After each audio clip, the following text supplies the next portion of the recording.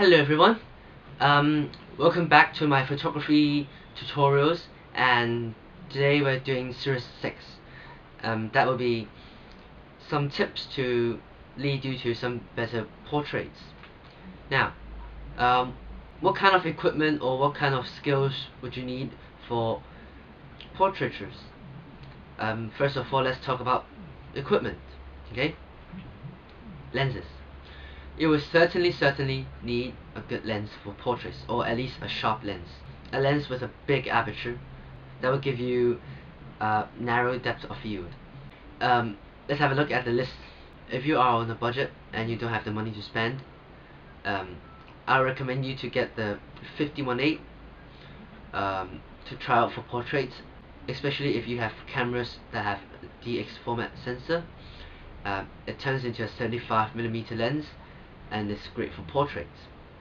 If you have cash to burn, why not try the 50-1.4, 85-1.4, the 135 f2 DC. This lens allows you to control the defocus aperture and is a great dedicated portrait lens, but you need to learn some skills on how to use that lens. If you are into macro photography as well, try the 105 f2.8 macro. The lens might be a little bit too sharp for portraits, but you can soften the portrait during post-processing.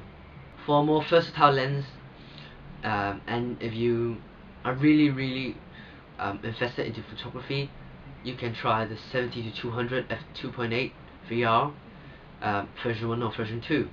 But personally, I'll get the version 2 because it has better vignette control and chromatic aberrations and a better VR system. In the zoom range of 70-135 is a good portrait lens, and thereafter you can use this lens for sports, for concert photography, or interior photography, or other stuff like that. Finish with lenses. Now, you need a flash for portrait photography, or what do you call this? A reflector. This is not a reflector, it's just a wrapping paper, but you can use this as a reflector to reflect some light from the sun to your subject. But it's better to use a flash because you have more control of it. Or in this case, it's called speed light, as Nikon and Canon calls it. But most of the time, you won't use the speed light on its own. You want to add some accessories onto the flash head, such as mini soft boxes, a light sphere, or even a diffuser dome that comes with the flash. These are helpful to soften the light a bit when it comes off the flash, and I personally like the softbox and the light sphere more than the diffuser dome.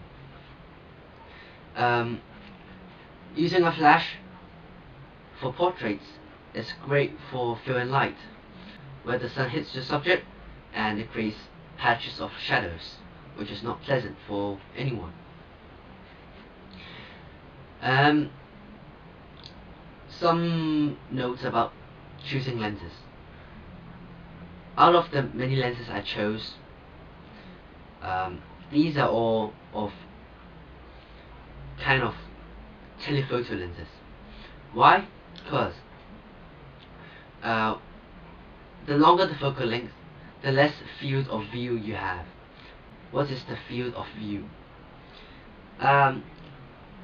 With a wide angle lens, if you take portraits, you get the subject and a lot of the background, like this tall. Now with your telephoto lens, with the subject the same size, you get your background of this size. Why? It's the way telephoto lenses work, and the more the focal length, the better the depth of field will show, and it will often be more pleasant. So these are some tips and equipment choices that I've chosen for portrait photography, and if you have any further questions about it, please tell me and I will try to help you with these videos. Thank you, and stay tuned for my Nikon 16-35 f4 lens top review, where I'll be showing some sample images, and I'll be commenting on these images that I've taken from a trip that I've done a week ago. Thank you, and have a nice day.